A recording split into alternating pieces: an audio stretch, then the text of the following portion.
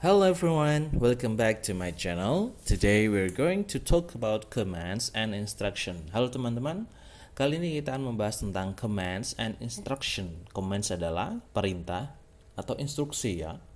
Jadi kalau kita mau memerintah, instruksi itu ada caranya dalam bahasa Inggris. Apa aja sih cara-cara commands and instruction dalam bahasa Inggris? Yuk kita bahas sama-sama.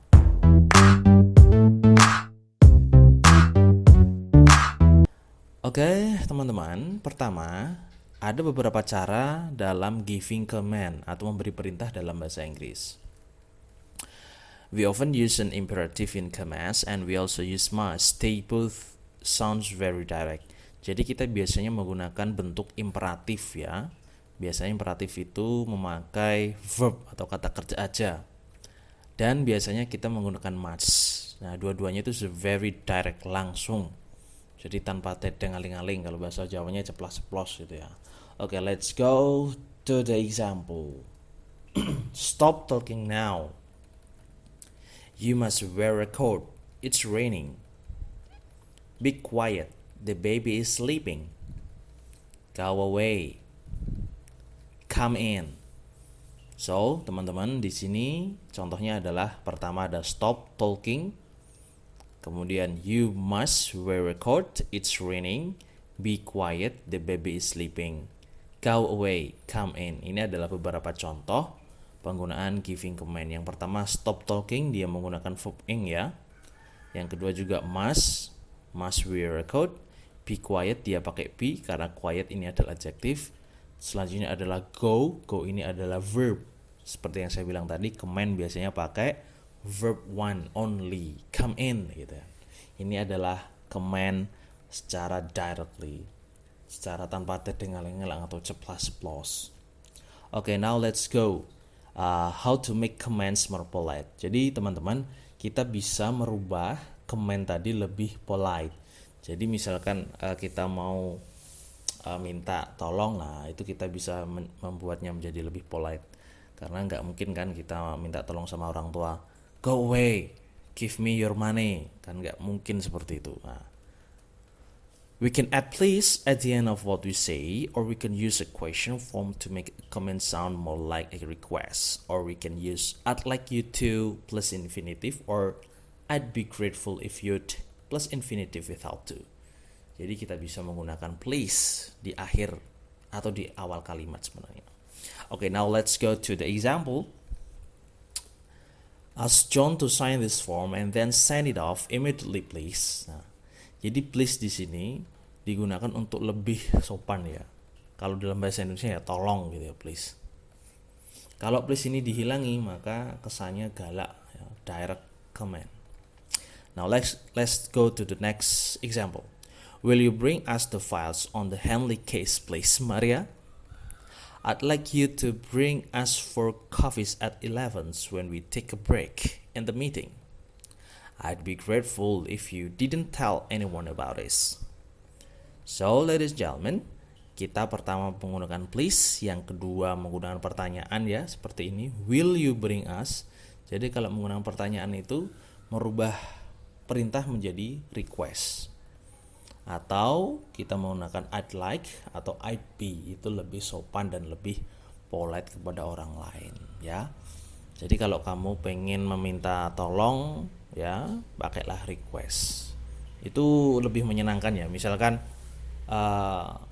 kasih aku uang, give me some money, itu kan gak sopan. Tapi bisa kamu rubah, would you please give me some money? Nah, that's so very lovely. Okay, let's go to the next. Okay, now we're going to have a giving instruction, ladies and gentlemen. We use instruction to tell someone how to do something. We usually use imperatives. They do not sound too direct in this context. Ya.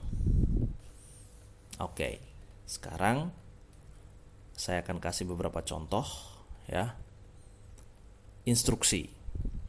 Yang pertama adalah dalam kelas memasak atau cookery class. Contoh instruction seperti ini. Beat 4 eggs like this, then add the flour gradually. Don't beat the eggs too much though. Jadi instruction itu mirip dengan command. Yang pertama dia hanya menggunakan verb one. Bit itu verb one. Bit for x, then add ya, add ini tambahi, bit ini apa? Jotos ya atau hancurkan. Don't beat the x too much. Nah, ini bentuk negatif dari direct, jadi don't beat. Tanpa mengekspresikan subjeknya. Beat for x, ya kan? Seperti itu. Oke, yang kedua adalah instruction on how to replace a missing button. Oke, contohnya seperti ini. Thread your needle with a piece of thread about 25 centimeters long. Mark the spot where you want to the button. Insert the needle from the back of the fabric and bring it through. Oke, yang pertama adalah thread di sini, bisa kamu lihat thread ini juga verb one. Kemudian mark di sini, tandai ini juga verb one. Insert ini juga verb one. Ini harusnya tadi saya cetak tebal ya, saya lupa. Oke, nggak apa-apa. Yang penting Anda paham. Ketika kita memberikan instruksi atau command selalu pakai verb one. Oke, let's go to the spoken style. In speaking, we often use the present simple when we are giving instruction and demonstrations. And we say like so, meaning like this. Contohnya adalah, you fold the A4 piece of paper like so. Then you glue some shapes onto this side and sprinkle some glitter on it like so. Oke ya, jadi ketika kita menggunakan dalam sebuah dialog, kita biasanya menggunakan instruction dan command itu dalam bentuk present simple atau bentuk hari ini. Jadi tidak berpikir yang aneh-aneh, pakai perfect lah atau past atau yang lain ya. Contoh seperti ini, you fold, kamu fold ini membalik ya. Ini adalah bentuk verb one juga. Then you glue, ini bentuk verb one juga. Some shapes onto the side and sprinkle some glitter on it like so. Sprinkle juga verb one juga. Oke teman-teman, cukup hari ini tentang giving commands and instruction. Hopefully this material is very helpful and very useful for your activity and your learning material. See you on the next video. Bye bye. Jangan lupa subscribe, like, dan share ya apabila kamu suka video ini. See you on the next video. Dah.